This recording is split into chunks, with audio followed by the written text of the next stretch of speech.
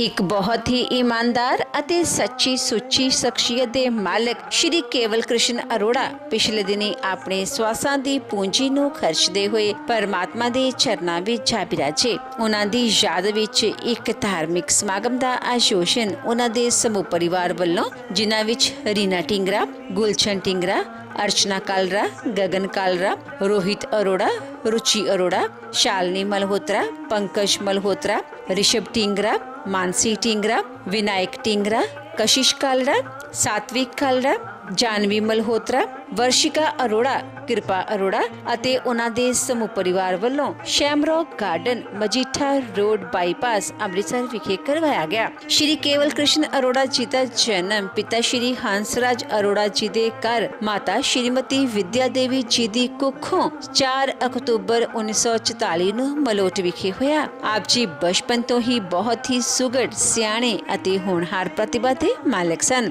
ਆਪ ਜੀ ਨੇ ਡਾਕਟਰੀ ਦੀ ਪੜ੍ਹਾਈ ਕੀਤੀ, ਪਰ ਆਪ ਜੀ ਨੇ ਡਾਕਟਰੀ ਦਾ ਕਿੱਤਾ ਨਾ ਅਪਣਾ ਕੇ ਟਰਾਂਸਪੋਰਟ ਦਾ ਕਾਰੋਬਾਰ ਕੀਤਾ।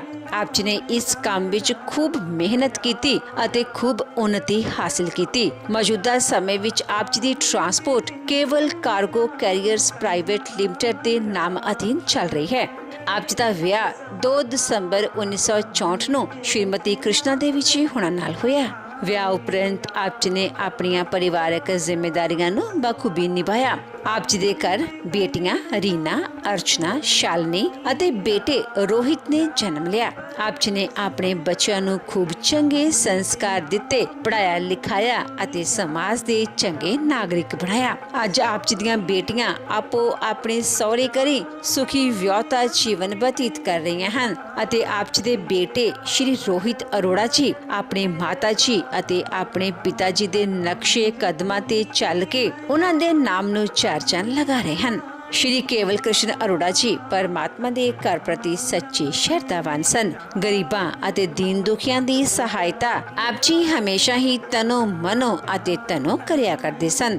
ਆਪ ਜੀ ਬਹੁਤ ਹੀ ਮਿੱਠੀ ਬੋਲੀ ਅਤੇ ਮਿਲਾਪੜੇ ਸੁਭਾਅ ਦੇ ਮਾਲਕ ਸਨ। ਜੋ ਕੋਈ ਵੀ ਇੱਕ ਵਾਰ ਆਪ ਜੀ ਨਾਲ ਗੱਲ ਕਰ ਲੈਂਦਾ ਤਾਂ ਆਪ ਜੀ ਦਾ ਹੀ ਹੋ ਕੇ ਰਹਿ ਜਾਂਦਾ ਸੀ। ਸ਼੍ਰੀ ਕੇਵਲ ਕ੍ਰਿਸ਼ਨ ਅਰੋੜਾ ਜੀ ਕਾਂਗਰਸ ਦੇ ਥੰਮ ਸਨ ਅਤੇ ਕਾਂਗਰਸ ਪਾਰਟੀ ਵੱਲੋਂ ਆਪ ਜੀ ਨੇ ਇਲੈਕਸ਼ਨ ਵੀ ਲੜੀ ਅਤੇ ਜਿੱਤ ਹਾਸਿਲ ਕਰਕੇ ਆਪਣੇ ਇਲਾਕੇ ਦੇ ਵਿਕਾਸ ਲਈ ਅਹਿਮ ਯਤਨ ਅਦਾ ਕੀਤੇ।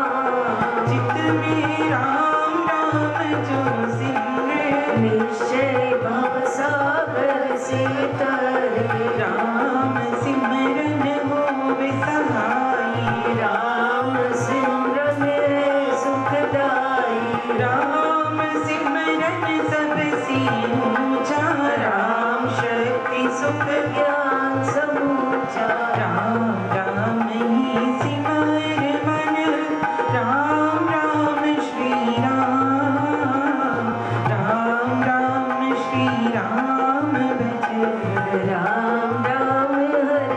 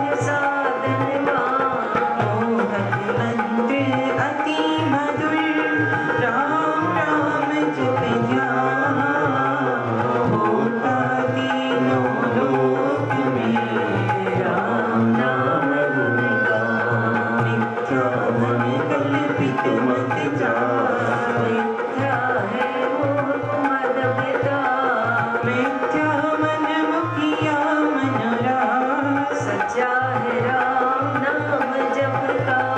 मिथ्या है वाद विवाद विरोध, मिथ्या है बैर निंदा टिकोर, मिथ्या द्रोह दुर्गुण दुख का।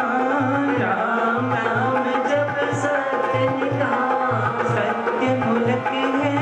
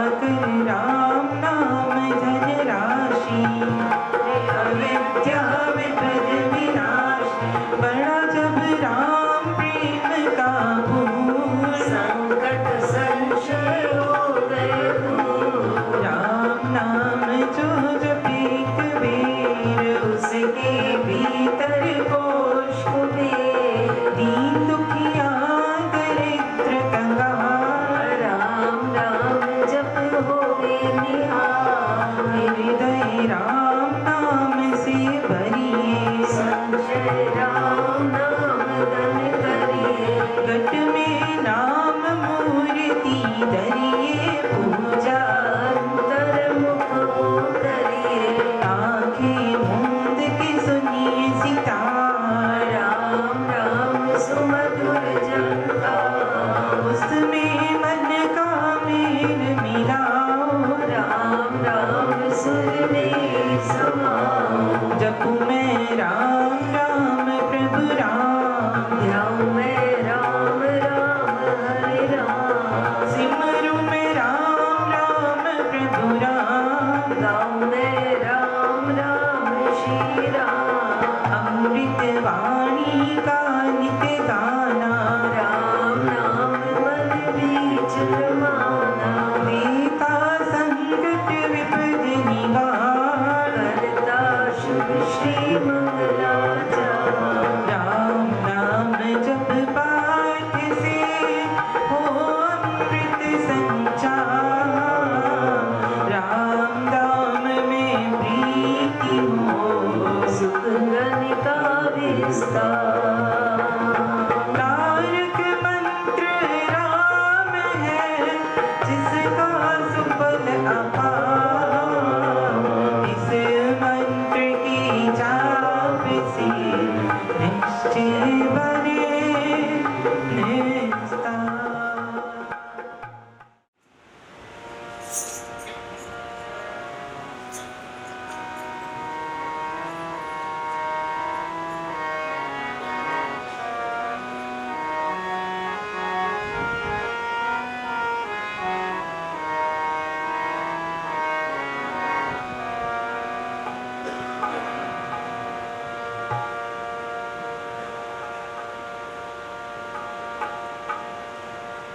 गुरु को करिए वंदना भाव से बारंबार नाम सुनो का से किया जिसने भव से पार सच्चे संत की शरण में बैठ मिले विश्राम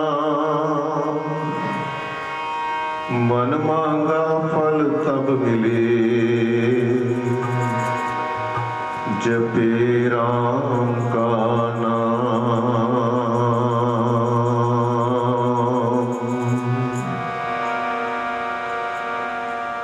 मैं सब नातों से तेरा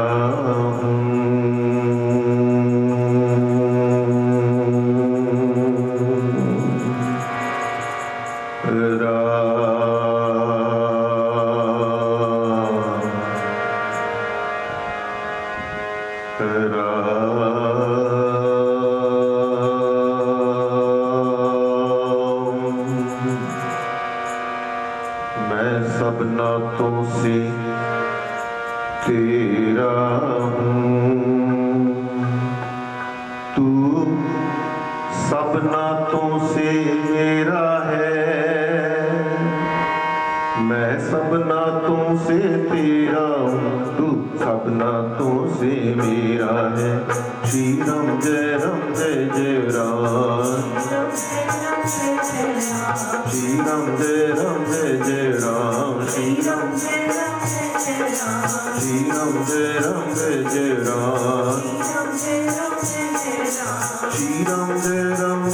राम, जय राम जय जय राम,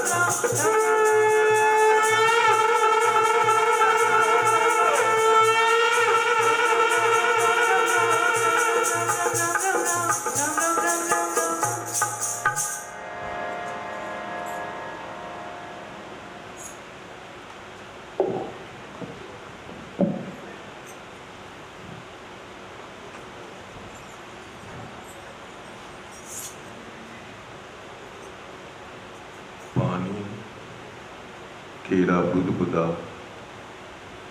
अस मानुष की जात,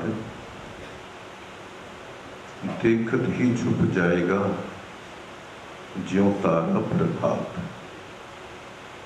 जो न भजे हरि नाम को, ऐसो मरे समान। धौंकनी ज्यों सुनार की, ले सांस बिन प्राण। बहन और भाइयों, परमेश्वर के सभी काम नियम से बंधे हुए ऑटोमेटिक चल रहे हैं। परमेश्वर पूर्ण है, परफेक्ट है। उनके संविधान में, उनके करने में कभी कोई गलती हो ही नहीं सकती। आज हम सभी देखते हैं और समझ सकते हैं, पृथ्वी घूम रही है, 24 घंटों में चक्कर पूरा करती है और ये क्रम करोड़ों वर्षों से चल रहा है। कभी कोई गलती नहीं हुई, कभी ये नहीं हुआ कि 1 मिनट चक्कर जल्दी खत्म हो गया, कभी ये नहीं हुआ कि 1 मिनट ज़्यादा लग गया। नियम से बंधे हुए सब काम हो रहे हैं। सूर्य रोशनी और धूप दे रहा है, रात दिन बन रहे हैं। बच्चा 9 महीने में जन्म लेता है, डॉक्टर पहले बता देते हैं तारीख क्या है।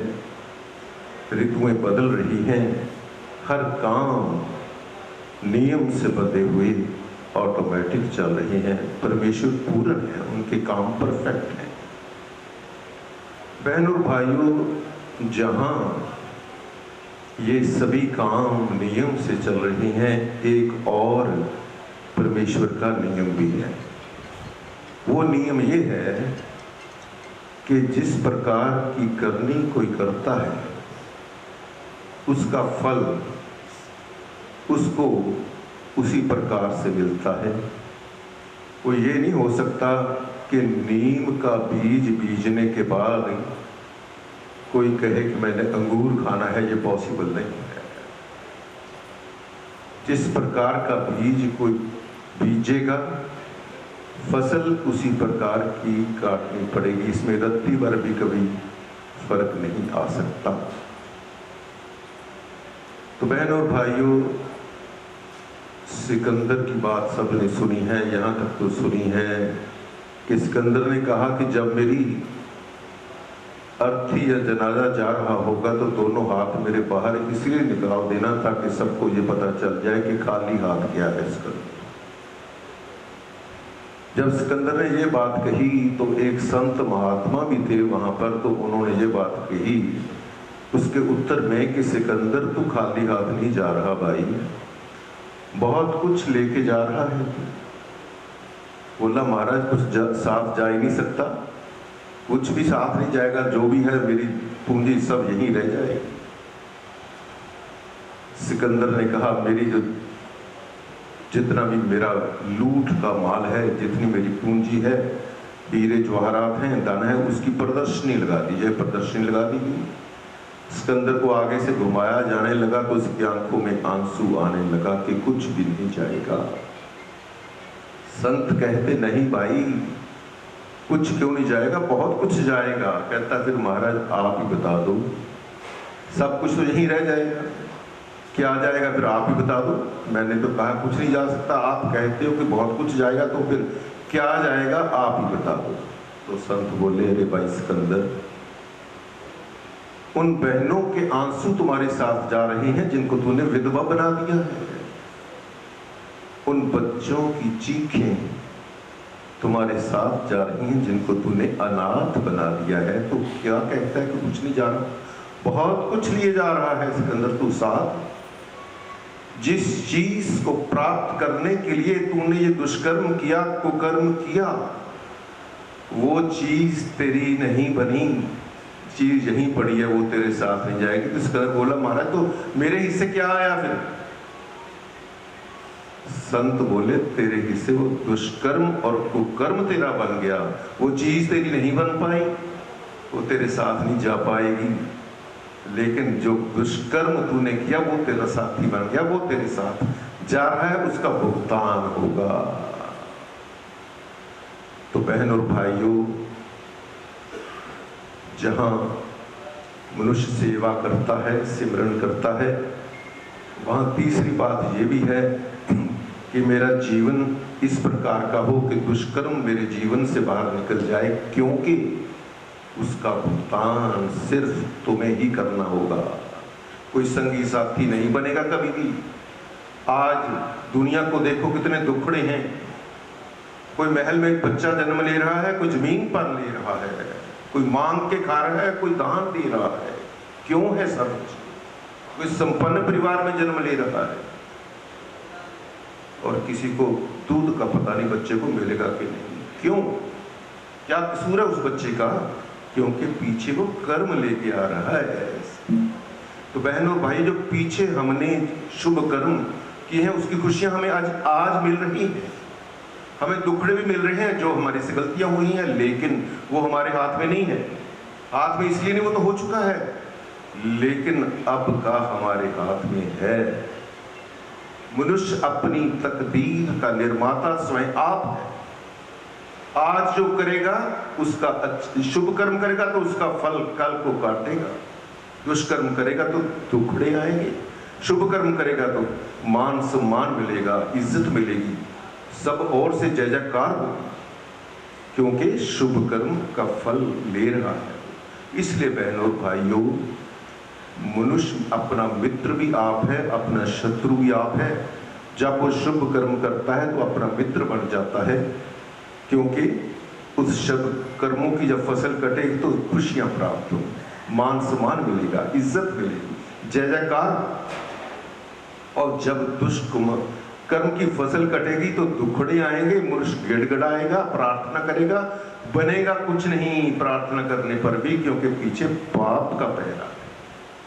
तो इसलिए बहनों और भाइयों, शुभ कर्म करके अपनी अच्छी तकदीर अपने हाथ से लिख देनी है। अभी हमारे हाथ में है ये बात, पिछला तो नहीं हाथ में, लेकिन अब का हाथ में है।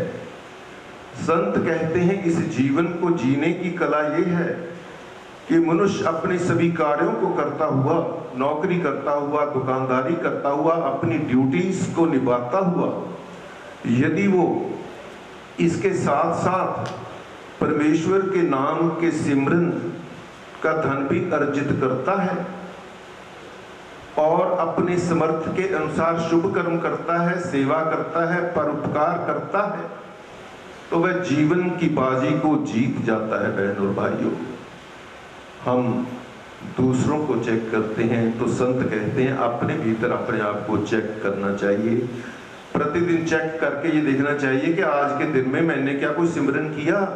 24 घंटे तो हो गए पूरे, खा पी भी लिया, सो भी लिया, सब काम कर लिए, क्या सिमरन के लिए मैंने समय निकाला? नहीं निकाला तो कल के लिए व्रती हो जाओ।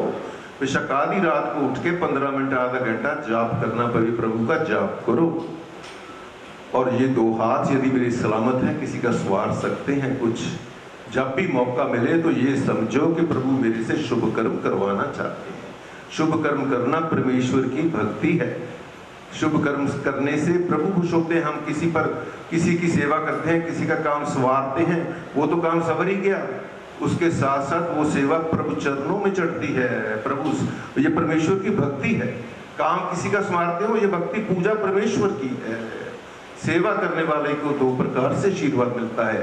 आप किसी का काम संवारते हो, उसके हृदय से आशीष निकलती है और आपका किया हुआ शुभ कर्म ऑटोमेटिक परमेश्वर के चरणों में चढ़ जाता है और सिमरन की तरह वो जन्म जन्मांतर की पूंजी बन जाता है। बहनों भाइयों, इसलिए हम अपना अच्छा तकदीर हमने शुभ कर्म करके अपने हाथ से लिखनी है और इस जिंदगी की बाजी को जीत जाना है। किसी का अच्छा करके देखो कितनी खुशी होती है। क्यों होती है खुशी वो? क्योंकि प्रभु का आशीर्वाद है। किसी का गलत करके देखो तो अंदर से ग्लानि आती है, दुख होता है। क्यों होता है? क्योंकि हमने अच्छा नहीं किया, अपनी ही आत्मा कोसती है हम। तो इसलिए बहनों और भाइयों, शुभ कर्म करो, नाम की कमाई करो और ये अनमोल मानव चोला जो मिला है दुर्लभ, इसको जीत जाओ। दोबारा हाथ नहीं लगेगी ये बात, इसका कोई कंपनसेट नहीं कर सकता कि एक बार और मौका मिल जाएगा, इसके बाद ये नहीं मिलेगा फिर। तो इसलिए यही मौका है, एक गोल्डन चांस मिला है शुभ कर्म करने का, नाम की कमाई करने का। प्रभ दे नाम दा सिमरन सब तो ऊंचा है, इससे ऊपर और कोई चीज नहीं है। सब तो ऊंचा का है, हर चीज से ऊपर उसके नाम का सिमरन है। एक तेरा सहारा, उस परमेश्वर का एक सहारा। बहुत बहुत धन्यवाद।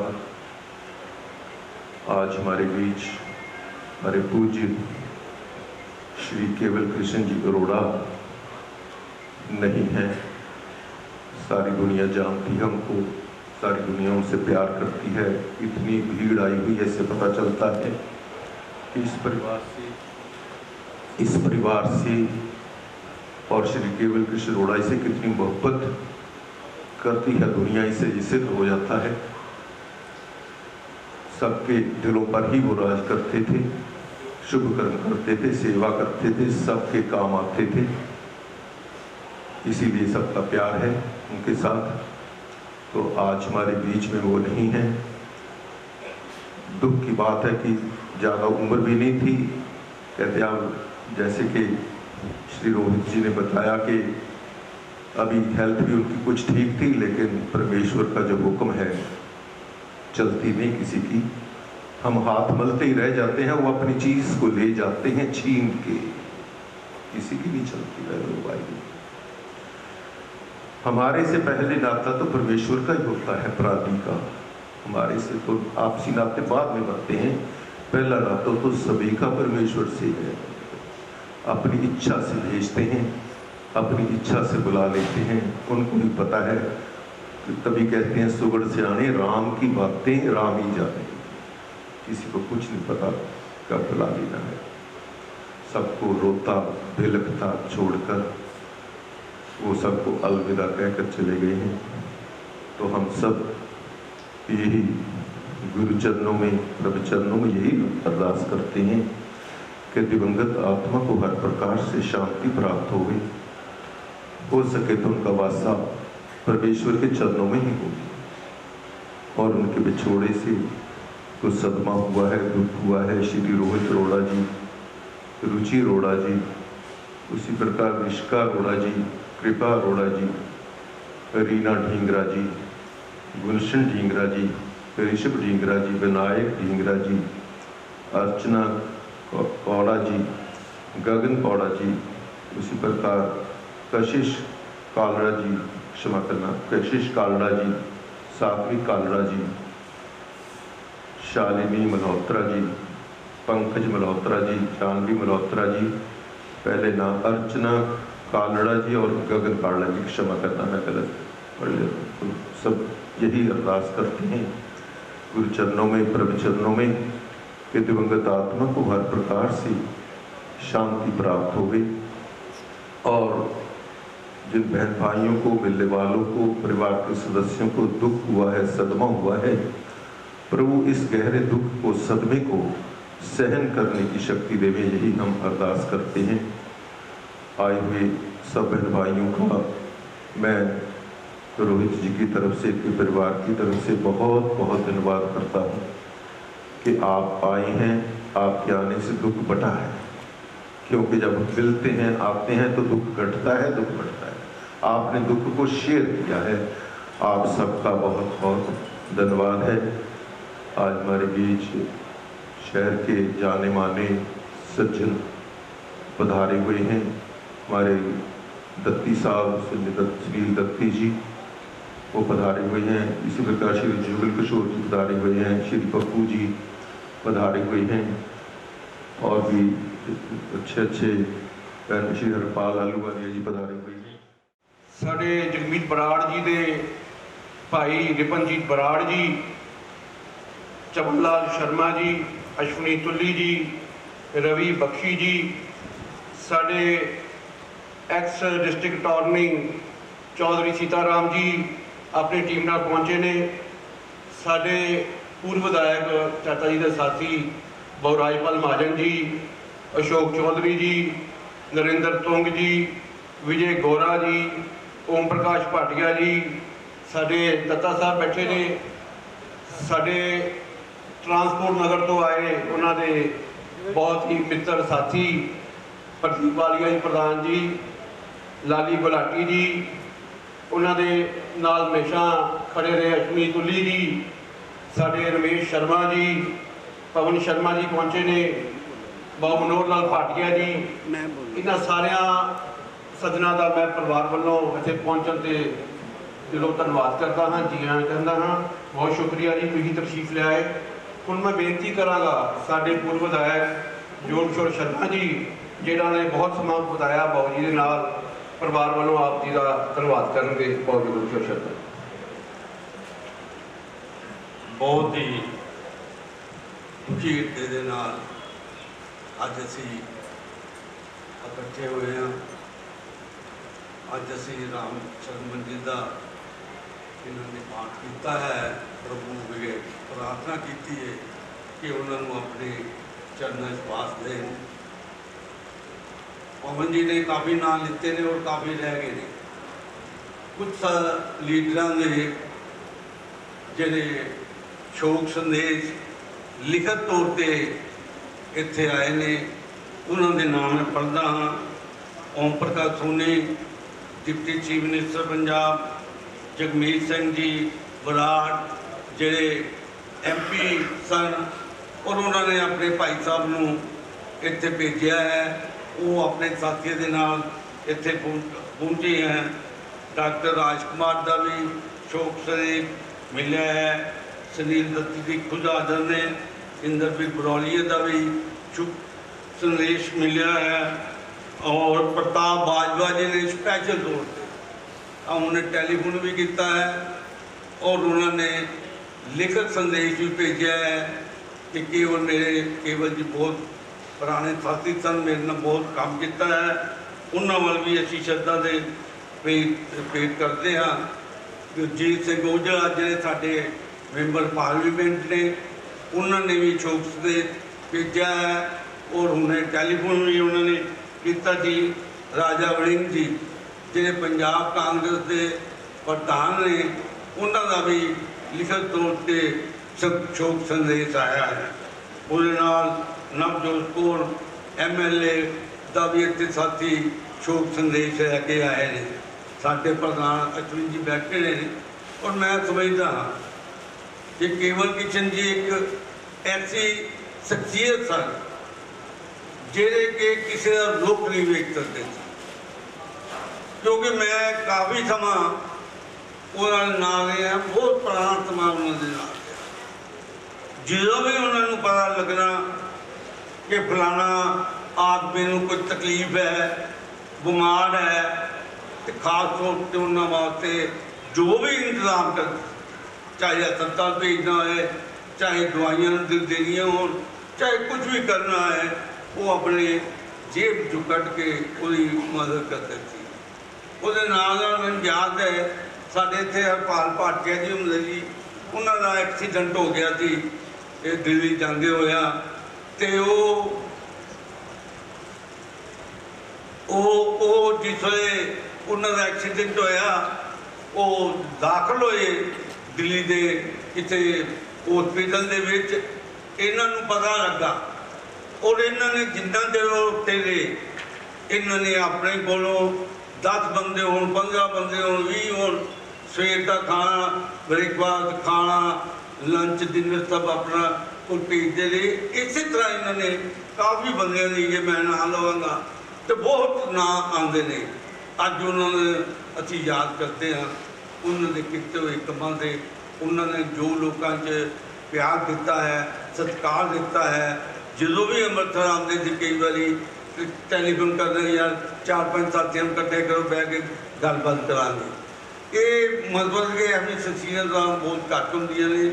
ਔਰ ਮੈਂ ਸਮਝਦਾ ਹਾਂ ਕਿ ਉਹਨਾਂ ਨੇ ਜਿਸ ਤਰ੍ਹਾਂ ਪਿਆਰ ਕੀਤਾ ਹੈ ਲੋਕਾਂ ਨਾਲ, ਜਿੱਦਾਂ ਹਮਦਰਦੀ ਕੀਤੀ ਹੈ, ਸਾਨੂੰ ਵੀ ਸਾਰਿਆਂ ਨੂੰ ਉੱਥੇ ਨਕਸ਼ੇ ਕਦਮ ਦੇ ਚੱਲਦੇ ਹੋਏ ਕਰਨਾ ਚਾਹੀਦਾ ਹੈ। ਜਿੱਥੇ ਉਹਨਾਂ ਦੇ ਬੇਟੇ ਨੇ, ਉਹਨਾਂ ਦੀਆਂ ਬੇਟੀਆਂ ਨੇ, ਉਹ ਵੀ ਹਮੇਸ਼ਾ ਉਹਨਾਂ ਦੱਸੇ ਹੋਏ ਰਸਤੇ 'ਤੇ ਚੱਲਦੇ ਨੇ। ਔਰ ਇੱਕ ਐਸਾ ਇਨਸਾਨ ਜਿਹੜਾ ਕਿ ਅਸੀਂ ਸਮਝਦੇ ਹਾਂ ਜ਼ਿੰਦਗੀ ਸਾਨੂੰ ਕਦੀ ਨਹੀਂ ਮਿਲ ਸਕਦਾ, ਸਾਡੇ ਕੋਲ ਦੂਰ ਚਲਾ ਗਿਆ ਹੈ, ਯਾਦਾਂ ਰਹਿ ਗਈਆਂ ਨੇ, ਉਹਨਾਂ ਵਾਸਤੇ ਹਮੇਸ਼ਾ ਯਾਦ ਕਰਦੇ ਹਾਂ। ਈਸ਼ਵਰ ਵਾਹਿਗੁਰੂ ਉਹਨਾਂ ਦੀ ਆਤਮਾ ਨੂੰ ਸ਼ਾਂਤੀ ਦੇ। ਔਰ ਮੈਂ ਇਹ ਸਮਝਦਾ ਹਾਂ ਕਿ ਅਸੀਂ ਜਿੰਨੇ ਸਾਥੀ ਬੈਠੇ ਹਾਂ ਹਵਾਲੀਏ ਜੀ ਨੇ, ਸਾਰਿਆਂ ਨੂੰ ਉਹਨਾਂ ਪ੍ਰਾਰਥਨਾ ਕਰਵਾਈ ਹੈ ਉਹਨਾਂ ਦੀ ਆਤਮਾ ਦੀ ਸ਼ਾਂਤੀ ਵਾਸਤੇ। ਇਸ ਕਰਕੇ ਅਸੀਂ ਸਾਰੇ ਮਿਲ ਕੇ ਉਹਨਾਂ ਦੇ ਵਾਸਤੇ ਅਰਦਾਸ ਕਰੀਏ, ਉਹਨਾਂ ਦੇ ਪਰਿਵਾਰ ਨੂੰ ਆਸ਼ੀਰਵਾਦ ਦੇਈਏ ਕਿ ਚੜ੍ਹਦੀ ਕਲਾ 'ਚ ਰਹਿਣ। ਔਰ ਜਿੱਥੇ ਮੈਂ ਪਰਿਵਾਰ ਵੱਲੋਂ ਆਪ ਸਭ ਜੀ ਦਾ ਧੰਨਵਾਦ ਕਰਦਾ ਹਾਂ, ਆਭਾਰੀ ਹਾਂ ਕਿ ਤੁਸੀਂ ਇੱਕ ਕਦਮ ਜਿਹੜਾ ਚੱਲ ਕੇ ਆਇਓ ਸਾਡੇ ਸਿਰ ਮੱਥੇ 'ਤੇ ਹੈ। ਉਹਦੇ ਨਾਲ ਇੱਕ ਪਰਿਵਾਰ ਵੱਲੋਂ ਬੇਨਤੀ ਵੀ ਕਰਨਾ ਚਾਹੁੰਦਾ ਹਾਂ ਕਿ ਇੱਥੇ ਲੰਗਰ ਤਿਆਰ ਹੈ, ਕੋਈ ਸਾਰੇ ਕੋਈ ਲੰਗਰ ਛੱਕੇ ਦੇ ਬਗੈਰ ਨਾ ਜਾਏ। ਆਪ ਨੂੰ ਸਭ ਨੂੰ ਹੱਥ ਜੋੜ ਕੇ ਬੇਨਤੀ ਹੈ।